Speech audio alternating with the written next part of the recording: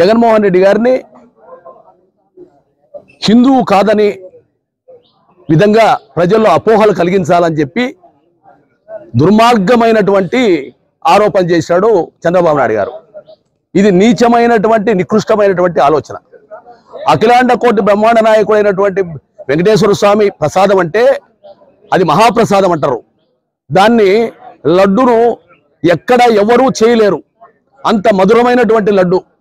ఆ లడ్డు మనము తిరుపతికి పోయి వచ్చిన తర్వాత ఎంతమంది పోటీ పడి మాకు కొంచెం పెట్టు అని అడిగేటటువంటి లడ్డు.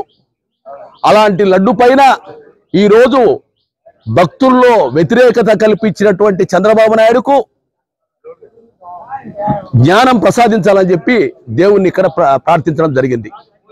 ఇంత దుర్మార్గమైనటువంటి పరిస్థితి ఎక్కడా లేదు.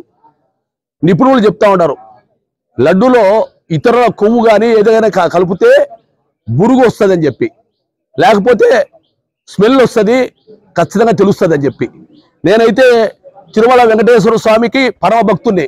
సంవత్సరానికి 4-5 సార్లు ఖచ్చితంగా పోతా. పోయిన తర్వాత లడ్డు తింటా. లడ్డులో అప్పుడు లడ్డులో ఇప్పుడు లడ్డులో ఎలాంటి మార్పు లేదు. ఆ విషయాన్ని గమనించాల్సినటువంటి అవసరం ఉంది. కానీ ఈరోజు సిట్ వేసినారు. సిట్ వేసిన ముందే ముఖ్యమంత్రి గారు సంప్రోక్షణ చేయాలన్నారు. ఉప ముఖ్యమంత్రి గారు పవన్ కళ్యాణ్ గారు ఆయనైతే దీక్ష చేస్తా 11 రోజులు అన్నారు. అంటే అది ఖచ్చితంగా ప్రూవ్ అయినట్టే. ప్రూవ్ అయింటేనే వాళ్ళు ఈ విధంగా చెప్పినారు. ఈరోజు మళ్ళీ సిట్ ఎందుకు? ఎవరిని మభ్య పెట్టడానికి, ఎవరిని మోసం చేయడానికి? కాబట్టి ఇది కాదని తెలుసు. ఈరోజు జగన్మోహన్ రెడ్డి గారి ఆధ్వర్యంలో సుప్రీంకోర్టులో వేశారు వైవి సుబ్బారెడ్డి గారు. ఇక్కడ పైకి పోయి ప్రమాణ స్వీకారం చేశాడు మాజీ చైర్మన్ కరుణాకర్ రెడ్డి గారు. ఏదైనా నేను తప్పు చేసింటే నా కుటుంబం నాశనం అయిపోవాలని చెప్పి ఆయన ప్రమాణం చేశాడు. ఇన్ని ప్రమాణాలు చేసిన తర్వాత ఆయన ఎవరు నమ్మరని, ఎవరు ఆయన చెప్పిన మాట వినరని చెప్పి ఆయన ఈరోజు దుర్మార్గంగా ప్రవర్తిస్తా ఉన్నాడు చంద్రబాబు నాయుడు గారు. మేము కోరుకునేది ఒకటే, మీరు అక్కడ జరగలేదు. ఆయన హిందూ వ్యతిరేకంగా చిత్రీకరించేదానికి జగన్మోహన్ రెడ్డి గారి పైన లేనిపోయినట్టు చేస్తున్నారు. సిగ్గు ఉండాలి మీకు. జగన్మోహన్ రెడ్డి గారు తిరుపతికి వస్తా అంటే ఈడ మాకు అర్ధరాత్రి 12:55 మాకు నోటీసులు ఇస్తారా? ఏం మాకు నిద్ర లేపియాలనా? పొద్దున్నే ఇవ్వచ్చు కదా, లేకపోతే రాత్రి ఇవ్వచ్చు కదా, లేకపోతే సాయంత్రం ఇవ్వచ్చు కదా. ఇంత దుర్మార్గమైనటువంటి పరిస్థితి భయప్రాంతులు చేయాలని మీకు తెలివిందో లేదా కానీ మమ్మల్ని భయప్రాంతులు చేయడానికి నీ అబ్బతరం కాదు.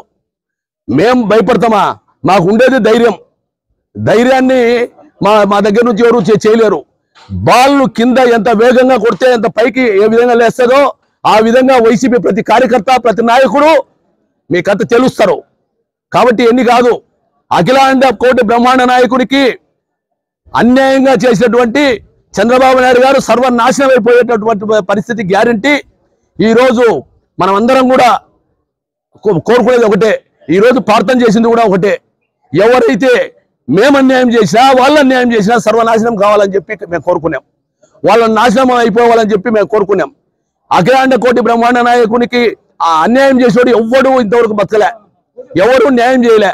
వాళ్ళందరూ కూడా సర్వనాశనం అయిపోవాలని చెప్పి కోరుకుంటూ, తప్పకుండా భక్తులందరూ ఆలోచించి వెంకటేశ్వర స్వామికి ప్రపంచవ్యాప్తంగా కోట్లాది మంది భక్తులు ఉన్నారు.